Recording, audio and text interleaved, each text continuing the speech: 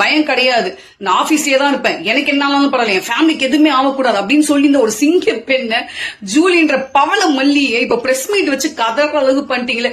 இதுக்கு முக்கிய காரணம் யாரா? ஏன்னா சிஎம் விஜய் அவர்கள் தான் அப்படின்னு இருக்காங்க. ஏன்னா அவருக்கு வேலையே கிடையாது, இவங்களுக்கு பிரச்சனை குடுத்துட்டு இருக்கிறது தான் அவருக்கு வேலையே. அதுவும் இல்லாத அவங்க தொண்டர்கள் அது என்ன ஒரு ரிப்போர்ட் பண்ணிருக்காங்கன்னா, இது உண்மையா பொய்யான்னு தெரியல, அது கடவுளுக்கு தான் தெரியும்.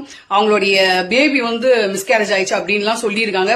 அது ரொம்ப கஷ்டமான வார்த்தை. தயவு செஞ்சு அதெல்லாம் பொய்யெல்லாம் பேசாதீங்க. ஏன்னு கேட்டீங்கன்னா, ஃபர்ஸ்ட் பாயிண்ட், நீங்க பிரச்சாரம் பண்ணது டிஎம்கே. ஆனா நாளைக்கு காலைல தானே நீ வருவ, நான் இன்னைக்கு நைட்ல இருந்தே இங்க தானே உட்கார்ந்துட்டு இருப்பேன்னு சொன்னது முதல்ல பிரச்சாரம் பண்ணது யாருக்கு? நீங்க டிஎம்கே. ரெண்டாவது விஷயம், நீங்க பார்க்காத ஜல்லிக்கட்டுல இருந்து இப்ப வரைக்கும் பார்க்காத போராட்டமே கிடையாது. மூணாவது, நீங்க நர்சிங் படிச்சிருக்கீங்க.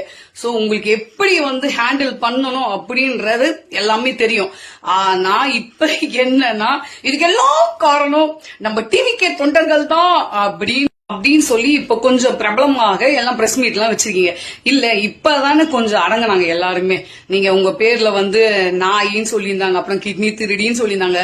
இவ்வளவு பிரச்சனையே நீங்க ஃபேஸ் பண்ணி இப்பதான் கொஞ்சம் எல்லா வாயும் அடங்குச்சு. இப்ப நீங்க அடங்கினாலும் சரி, நான் அடங்க மாட்டேன். ஒரு பிரஸ் மீட் வச்சு நான் உங்களை எனக்கு போர் அடிக்குது அப்படின்னு சொல்லிட்டு இப்ப எல்லாரையும் கூப்பிட்டு வச்சு பிரஸ் மீட் வச்சிருந்தா நாங்க சும்மா இருக்க முடியுமா? அதுவும் யாருக்கிட்ட? டிவிக்கு தொண்டர்கள். ஏன் அவங்களுக்கு வேலையே கிடையாதா? உங்களையே எதனா பாத்துட்டு இருக்கதான் வேலையா? போமா, வேற வேலை இருந்தா பாரு, நல்ல வேலையை பாரு, புரியுதா? இத மாதிரிலாம் பழி போட்டுன்னு தேவையில்லாத வேலை எல்லாம் பண்ணிட்டு உன்னுடைய இமேஜ ஸ்பாயில் பண்ணிக்காத. உன்னுடைய இமேஜும் உன்னுடைய எல்லாமே நாங்க லைவா பிக் பாஸ்லயே பாத்துட்டோம். இங்கெல்லாம் செல்லுபடி ஆகாது. கரெக்டா?